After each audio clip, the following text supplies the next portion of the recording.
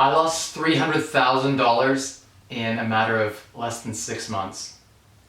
Losing $250,000 to $300,000, it is always painful. That is a ton of money. And you're gonna ask, well, Mike, you knew the risks. When you're investing in real estate, you're investing in any equity, really, if you take any type of risk, there is, the chance that you could lose some money. You're planning to make a whole boatload of money, and sometimes it doesn't work out that way. Let me talk to you guys about why. I made a calculated decision in early 2017 to begin divesting. I had at peak 15 properties, and I decided that for a number of reasons I was tired of dealing with the drama and the management and the stress associated with managing people, tenants, contractors, employees, all of it that went along with the struggles of maintaining properties and just all the things that are associated. And that coupled with, in 2017 we had one of the hottest springs London, Ontario has had in 20 years. And so we saw about a 10% bump in prices. And I saw that as a signal that I didn't know that the market could go any higher.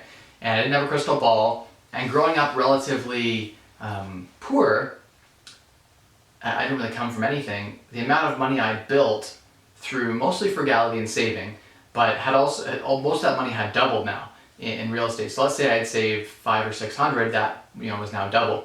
So yes, it was a lot of work, but now was a chance to cash in.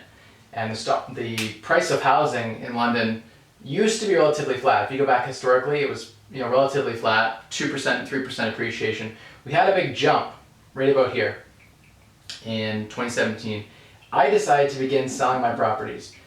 And I sold a lot of them to people through private markets, not through real estate agents, because I wanted to save on commission. And I did sell a couple on the Realtor.ca MLS. And a few of the mistakes that I made along the way, like, for instance, not staging, not taking really good professional photos. I allowed the realtor to convince me not to take professional photos. I should have done that.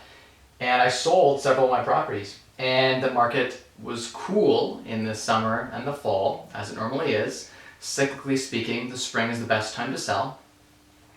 So I sold not exactly at the right time. And this spring, we are seeing prices go even higher.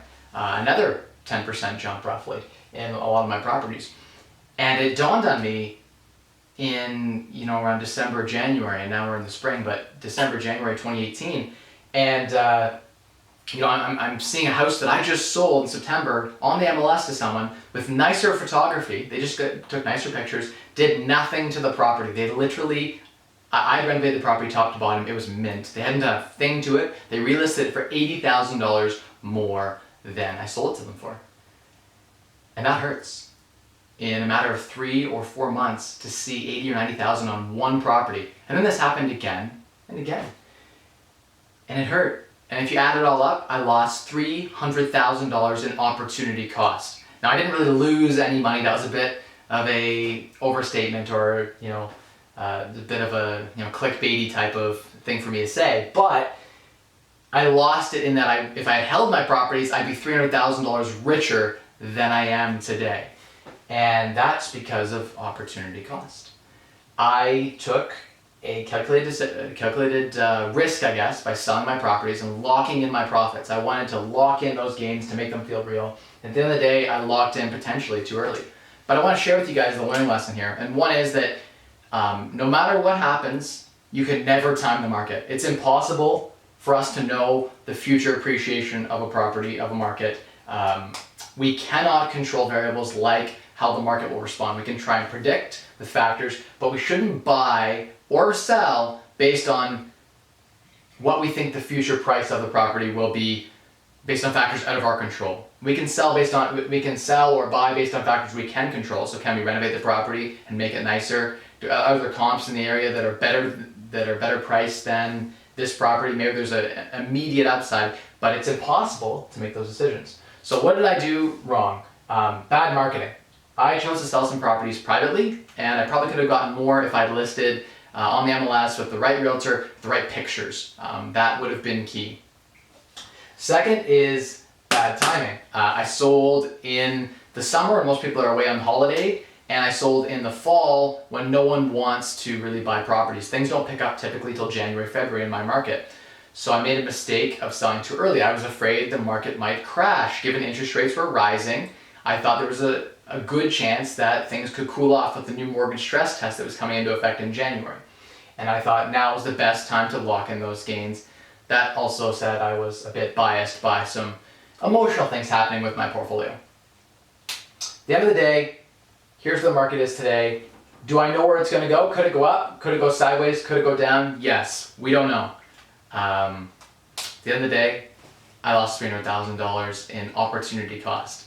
And I did take some of that capital and invest it, so I probably made, say, $50,000, let's say hypothetically, with that capital after I sold. So maybe my net opportunity cost loss would be $250,000. And the opportunity cost, I've said this before in future videos, is essentially what your money could have been doing for you. So if I just held these properties, it could have made a lot more money. So there you go.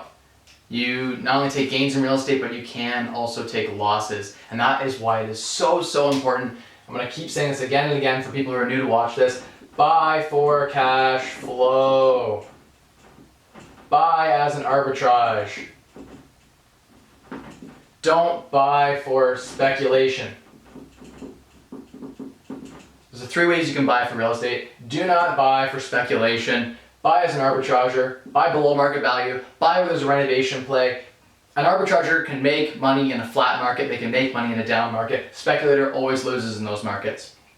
A cash flower can hold onto a property forever, they make most of their money from the rent coming in from their properties. So, at the end of the day, buy for cash flow, buy as an arbitrager, find that angle to make that money. Most of your money in real estate can be made as an arbitrager. That's where I made most of my money. Cash flow, you can make money with cash flow, but you make a lot more as an arbitrager. And speculation, I really didn't make a whole lot of money in speculation. The minute the market actually naturally appreciated, the time that I owned from 2012 to 2017, prices were almost flat, like at an inflation level.